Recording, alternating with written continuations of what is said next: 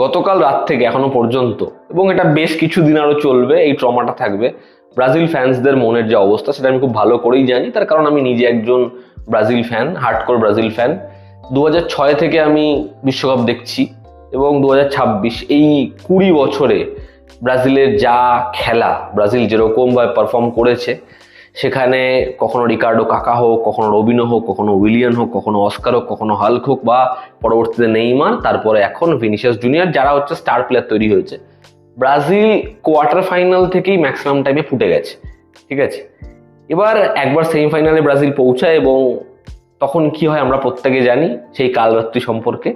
এবং গতকালকে নরওয়ের সাথে যেরকম মানে একচেটিয়া খেলা হয়েছে, নরওয়ে যেরকম পারফর্ম করেছে সেকেন্ড হাফে, এবং সেখানে পাসেশন দেখলেই বোঝা যায় যে নরওয়ে কত বেটার পারফর্ম করেছে। একের পর এক ভুল সিদ্ধান্ত, গোল মিস, সেখানে যেরকম মিডফিল্ড এবং ডিফেন্সের অবস্থা, তো ব্রাজিল কালকে বাজে খেলেই হেরেছে। শেষ ভাগে যেরকম একটা ব্যাকের জন্য লড়াই করেছে, যেরকম তারা পেনাল্টির পর পেনাল্টি চেয়েছে, তারপরে পেনাল্টি মিস করেছে, যাই হোক যা হয়েছে নাকি, সেখানে যার জন্য খারাপ লাগে সেটা হচ্ছে নেইমার।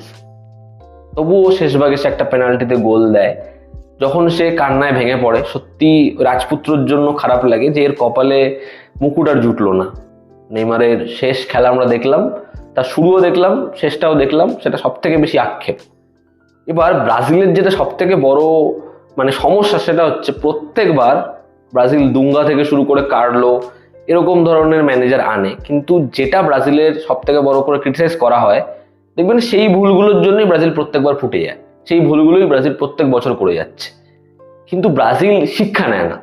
এবার যদি আপনি ওয়ারএফ এর স্পাই ইউনিভার্স দেখেন, তাহলে দেখবেন ঠিক সেম জিনিস, যে তারা যেটার জন্য সব থেকে বড় করে ক্রিটিসিজম ফেস করছে, তারা সেটা শুধরাচ্ছে না, তারা সেটাই আরো বড় ওয়েতে করছে।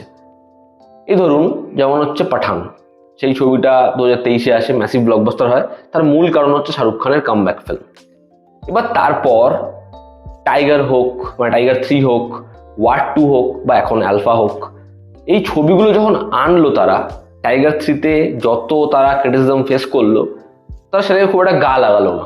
তারা ওয়ার 2-তে সেগুলোকে আমরা যে ভাবি সেগুলোর মধ্যে চেঞ্জেস আনি, ওটা করলো না। তারপরে যখন অ্যালফা আসলো, এর পরেও তারা হয়তো বেশ কিছু প্ল্যান করছে, আমার দৃঢ় বিশ্বাস তারা এর পরেও কিছু চেঞ্জ করবেন, এবং এরকম ভাবে জিনিসপত্র চলতে থাকবে। সব থেকে বড় সমস্যা হচ্ছে ডিরেক্টর চয়েস। আপনি দেখুন, এই যখন থেকে টাইগার 3 শুরু হলো, কাকে ভার দেওয়া হলো? সেটা হচ্ছে মানিশ শর্মা। যখন ওয়ার 2 হলো, কাকে ভার দেওয়া হলো? আয়ন মুখার্জি। যখন অ্যালফা হলো, কাকে ভার দেওয়া হলো? শিব রাওয়াল। এবার যদি এই ডিরেক্টরদের ফিল্মোগ্রাফি দেখেন, এরা কিন্তু নিজের জায়গায় প্রত্যেকে ভালো ফিল্ম মেকার, কিন্তু এরা কখনো এরকম কিছু এর আগে হ্যান্ডেলই করেনি, না নিজের ওয়ারএফ প্রোডাকশনে, না অন্য হাউসে।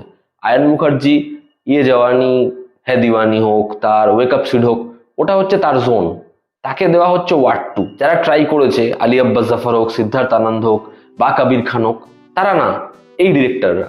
একবার যখন মানিশ শর্মাকে সুযোগ দিয়ে দেখা হচ্ছে জিনিসটা ওয়ার্ক করছে না, বা সে এটা ফোটাতে পারছে না, তারপরে সেম ভুল আবার। শিব রাওয়াল সে ভালো ডিরেক্টর, সে একটা রেলওয়েম্যান বানিয়েছে ওরকম একটা কাস্ট নিয়ে, তাকে হায়ার করা হচ্ছে অ্যালফার জন্য, যে একেবারেই সঠিক চয়েস নয়।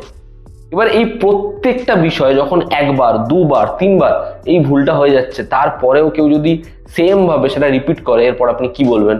সেটা তার চয়েস, না সেটা বাই চান্স হয়ে গেছে? দেখুন, এই যে এত স্লিক অ্যাকশন, এই এরকম ভাবে প্রমিনেন্ট হওয়া ছবির থেকে ডিরেক্ট ছাপ তোলা, এগুলো রিসেন্ট টাইমসে অডিয়েন্স ভীষণভাবে পয়েন্ট আউট করা শুরু করেছে।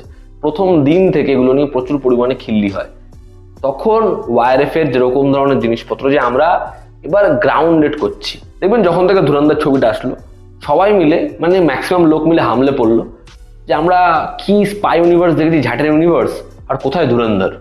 এবং সেখানে ম্যাডিক যে স্টেটমেন্টটা, যে ধুরন্ধর রিলিজ হওয়ার পরে এক স্টাইল অফ ফিল্ম মেকিং বন্ধ হয়ে যাবে, সেই কথাটাকে লোকে ভীষণ পরিমাণে মেনে নিতে চাইলো, এবং বারবারই সেখানে পোকিংয়ে ওয়ারএফ এর স্পাই ইউনিভার্সের নাম আসতে থাকলো। এবার এক শ্রেণীর অডিয়েন্স এটাও বললো যে যখনই কিছু আসবে তার সাথে ধুরন্ধরের নাম ধরে তুলনা করলে হবে, ধুরন্ধরের মতো হয়নি, ধুরন্ধরের মতো কেন হতে হবে সব ছবিকে? কথাটা ভুল না, কথাটা ঠিক। কিন্তু যদি মেকার্সরাই সেটা করতে চায়, তাহলে আপনি অডিয়েন্সকে দোষ দেবেন কিভাবে? কারণ ধুরন্ধরে কি দেখানো হলো? একজন ইন্ডিয়ান স্পাই যে পাকিস্তানে রয়েছে, সে নিজের আইডেন্টিটি লোকাচ্ছে এবং সে পাকিস্তানের সর্বেসর্বা হচ্ছে।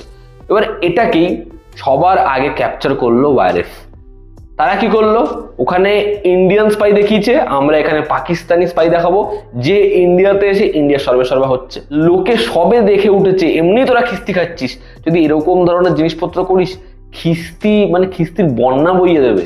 তারপরেও তারা এটা করলো। আপনার মনে হয় না তাদের এরকম কিছু করা উচিত যে আমরা এরকম কিছু বানাকাট? এবার আপনার কি মনে হয় না তাদের এটা ভাবা উচিত একদম গ্রাউন্ড লেভেল থেকে, ছবির প্রি প্রোডাকশন থেকে, আমরা এমন একটা মাল আনবো যেটা দেখে লোকে দূর দূরান্ত অব্দি ধুরন্ধরের সাথে কম্প্যারিজন করবে না। দেখো, অ্যালফাতে সব থেকে বড় যেটা সমস্যা সেটা হচ্ছে ছবির যে ফার্স্ট হাফ, সেখানে পুরো গল্পটা বলে দেওয়া হয়। আলিয়া ভাট তাকে ছোটবেলা থেকে যে মানুষ করেছে, ববি দেওয়াল সে কিভাবে ট্রেন করেছে, তার কি উদ্দেশ্য ছিল, তাকে কিরকম ভাবে টাফ বানিয়েছে, তার জন্মদিনে তাকে দিয়ে কি কাজ করানো হয়েছে, টার্গেট কিরকম ভাবে দিয়েছে, এবং সেখানেই বলে দেওয়া ফার্স্ট হাফেই যে ও আসলে কার মেয়ে, অনিল কাপুরের। ওর আর একটা বোনও রয়েছে শারভারি, সেখানকার যে টুইস্ট সেটাও দেখিয়ে দেওয়া। এই বোনের খোঁজে আসছে। অলরেডি তখন আলিয়া ভাটের যে ক্যারেক্টার, সে অনিল কাপুর এবং শারভারিকে মারতে যাচ্ছে, যদিও মারবে কি মারবে না সেটা আবার পরের দিক, বা ওর আসলে কি ইন্টেনশন। ববি দেওয়ালের সাথে ওর যে রাইভালরি সেটা ফার্স্ট পার্টি শুরু হচ্ছে। তো ব্যাপারটা হচ্ছে প্রথম 1 ঘন্টা 15 মিনিটে ছবির পুরো যে গল্পটা, যেরকম যা রিভিলেশন, সেগুলো খুব বেসিক ভাবে উইদাউট এনি হাই পয়েন্টস সেগুলো সব বলে দেওয়া হয়েছে। এবার ভাবো সেকেন্ড হাফে আরো 1 ঘন্টা 15 মিনিট থেকে 1.5 ঘন্টা আছে, যেখানে ছবির গল্পটার কি, সেখানে খালি একটা প্লট টুইস্ট, এটা ঝাড়া আবার। এটা রাইটিং এ কত বড় সমস্যা। সেখানে যখন একটার পর একটা জিনিসপত্র রিভিল হবে, সেগুলো ভীষণ পরিমাণে শক দেওয়ার কথা অডিয়েন্সকে, কিন্তু সেগুলো এমন ভাবেই আসছে তার মধ্যে কোনো শক ভ্যালু নেই। আমি তোমাদের একটা খুব বেসিক ছবির উদাহরণ দিচ্ছি, খুব বড় হিট ছবির নাম হচ্ছে সীতা और গীতা, যেখানে হেমামালিনীর ডবল রোল, ধর্মেন্দ্র রয়েছে সেখানে। তো সেই ছবিটা দুজন যমজ বোন, যাদের মধ্যে সুইচ হয়ে যায়, যে যেখান থেকে বিলং করে সে উল্টো দিকে চলে যায়, এবং দুজনের লাইফের মধ্যে যা ক্রাইসিস ছিল একে অপরের, সেটাতে গিয়ে সেটাকে ঠিক করে দেয়। এবং তোমরা যদি ছবিটা দেখো, ছবিটা খুব মজার ছবি। ছবিটা দেখলে না, এটা তুমি প্রপার ফিমেল হিরোর ছবি মনে হবে তোমার। এটা দেখো সেই সময় এটা কত সুন্দর ফিল্ম মেকিং, যে সেখানে যখন যে হেমা মালিনীর ক্যারেক্টারটা সবসময় পীড়িত হয়েছে, অত্যাচার সহ্য করেছে, সে যখন ওই জোনটায় যাচ্ছে, সে ওখানকার মানুষদেরকে উল্টো দিকের মানুষদেরকে নিজের মতো করে নিচ্ছে এবং তাদের যে খারাপ লাগা, ভুল দিকগুলো সেগুলো দূর করে দিচ্ছে। আর উল্টো দিকে আরো একটা ক্যারেক্টার রয়েছে যে বরাবরই ভীষণ দাপটে, যে ক্রাইসিস দেখে বড় হয়েছে, সে যখন ওই বড় পরিবারে যাচ্ছে সেখানে সবাইকে টাইট দিয়ে দিচ্ছে। এবার অ্যালফা ছবিতে এই যে 2 বোন শারভারি এবং আলিয়া, এরা দুজন যমজ বোন, কিন্তু একরকম দেখতে না। এরা হিসাব মতো দুজন পৃথক বাবার কাছে বড় হয়েছে, দুজনই মায়ের ভালোবাসা পায়নি, কিন্তু দুজনের লাইফস্টাইল দুরকম। একজন এক জায়গায় বন্দি হয়ে মানুষ হয়েছে, আরেকজন সবকিছু পেয়ে মানুষ হয়েছে। এবার দুজনের যে পাওয়া না পাওয়া, সেটা যখন একটা পয়েন্টে আসছে, সেটা এমনভাবেই আসছে তোমার দেখলে মনে হয় ভাই আমি কিছুই তো বুঝতে পারলাম না। এদের দুজনের মধ্যে যে না পাওয়াটা বা পাওয়াটা, একজন আরেকজনের সেটা কি করে পরিপূরক হচ্ছে, আমি সেটা বুঝতেই পারলাম না। এটা বুঝতে পারবে না তার কারণ এখানে এতটাই ন্যারো ভাবে দুজনের লাইফস্টাইলটাকে আনা হচ্ছে, যে সেটা যখন তুমি দেখবে সেটা ভীষণ প্রবলেমেটিক। এই ছবিতে আলিয়া ভাটের ক্যারেক্টারটাকে ববি দেওয়াল এরকম ভাবে ট্রেন করেছে। হ্যাঁ, অ্যালফা সিরাম তার মধ্যে রয়েছে, বাট তাকে এই লেভেলে ট্রেন করেছে যার ফলে ও প্রত্যেককে এরকম ভাবে হারাতে পারছে। শারভারি, তার মধ্যেও অ্যালফা সিরামের একটা পার্ট রয়েছে, সেও অ্যালফা সিরামেরই অংশ, কিন্তু তার বাবা যে তাকে ট্রেন করেছে এটা জাস্ট মুখে একবার বলে দেওয়া। তার কারণ আমরা তাকে সারা ছবিতে একটা গানের মাধ্যমে, যেখানে ওই কেলভিন কেনের অ্যাডভার্টাইজমেন্টের মতো লাফাতে নাচতে দেখলাম, যেখানে সে বহু জায়গায় গোল্ড মেডেল পেয়েছে বিভিন্ন রকম স্পোর্টসে, এটা দেখলাম, কিন্তু সেও বন্দুক চালিয়ে এত লোককে এরকম ভাবে মেরে দিচ্ছে, সমান তালে লড়ে যাচ্ছে, এটা আমাদের বিশ্বাস করতে হবে। পরবর্তী এবং হাস্যকর পয়েন্ট হচ্ছে এখানে কবির। ঋত্বিক রোশনের ক্যারেক্টার আমার মনে হয় স্পাই ইউনিভার্সে one of the best character. এবার তাকে যেরকম ভাবে ওয়ার্ড 2-তে টেনে নিচে নামালো, এই ছবিটায় অ্যালফায় তাকে আরো নিচে নেমে ধূলিসাৎ করে দিয়েছে। তার কারণ হচ্ছে এখানে এদেরকে যে সেফ হাউসে রাখার কথা বলছে কবির, সেটা এমন সেফ হাউস যেটা সঙ্গে সঙ্গে লোকেট হয়ে যাচ্ছে। সেখানে আরেকজনকে, এখানে ববি দেওয়ালের যে ক্যারেক্টার, তাকে কিডন্যাপ করে নিচ্ছে। তো আমি বুঝে পেলাম না এই কেমিওটা কবিরকে দিয়ে করিয়ে লাভটা কি হলো। এই কেমিওটায় কবির এসে আলাদা করে ইম্প্যাক্ট কি ছাড়লো, কবির ওদেরকে আলাদা করে কার থেকে বাঁচালো। এবং আমি এটাও বুঝলাম না যে ববি দেওয়ালের ক্যারেক্টারটা এতদিন ধরে ইন্ডিয়াতে থেকে কি করছে। তার অ্যালফা মিশনটা যদি ফেল হয়ে থাকে, তার পক্ষে তো এটা করা সব থেকে ইজি যে আমি এবার ইন্ডিয়া থেকে বেরিয়ে যাই, এই যে ডক্টর আছে, এই যে সায়েন্টিস্ট আছে, তাকে কিডন্যাপ করাই, তাকে পাকিস্তানে পাঠিয়ে দিই, তাকে দিয়ে জোর জবরদস্তি মারলে ট্রাই করাই। কারণ এখানে যখন এত সমস্যা হচ্ছে, ফান্ড আমি পাকিস্তান থেকেই আনছি, আমি ওটা পাকিস্তানেই করাবো না, আমি ওটা ইন্ডিয়াতে তাহলে করাবো কেন? মানে রাইটিংয়ে এমন এমন জিনিসপত্র দেখিয়েছে, তা দেখো তুমি ভাবে ভাই এটা দরকার কি ছিল? আমি সত্যি জানি না আদি চোপড়া, উদয় চোপড়া, ওয়াইএফ এর বিকিনি নিয়ে এত অবসেশন কেন। এখানে দুই বোনের যেরকম স্টোরি লাইন, যেরকম ধরনের তাদের আউটফিটস, তুমি দেখলে বুঝতে পারবে তারা ইন্সপিরেশন কোত্থেকে কিরকম ভাবে তুলেছে। এবং উদয় চোপড়া ধুম ছাড়া নিজের কেরিয়ার কোথাও এক বিন্দু টেকাতে পারেনি, সে অ্যালফা স্টোরি লিখেছে। তাহলে অ্যালফার স্টোরি আলটিমেটলি কোথায় যাবে গাদার ইয়েতে, সেটা আমরা জানি না। তো সেটাই হয়েছে। এবং তুমি একটা জিনিস ক্লিয়ারলি বুঝতে পারবে যে ওয়াইএফ এরও বোধহয় এই ছবিটা নিয়ে একটা নিজেদের ধারণা ছিল ছবিটা আলটিমেটলি হয়েছে কেমন। তারা তাদের ছবির প্রমোশন সেটা কিন্তু বড়ভাবে করে, তারা কিন্তু তাদের ছবির গানগুলো বড় পরিমাণে রিলিজ করে। অ্যালফা আসার আগে জাস্ট ভাবো, ট্রেলারটা সাডেনলি ড্রপ করা হলো, মানে কেউ কিচ্ছু জানে না, ট্রেলারটা হঠাৎ করে চলে এলো, ছবির গানগুলো সেরকমভাবে রিলিজ হলো না, তারা বড় কোনো প্রমোশনাল ইভেন্ট করেনি।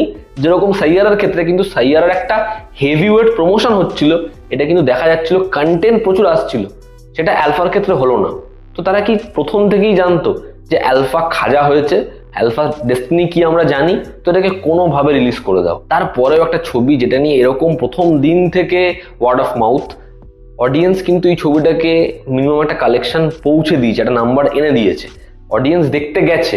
তারপরে যখন দেখছে আলটিমেটলি আউটপুটটা এটা, এই অডিয়েন্স এরপর শাহরুখ, সালমান, আমির, অক্ষয় সবাইকে ফ্র্যাঞ্চাইজিতে আনলেও ছবি কি দেখতে যাবে?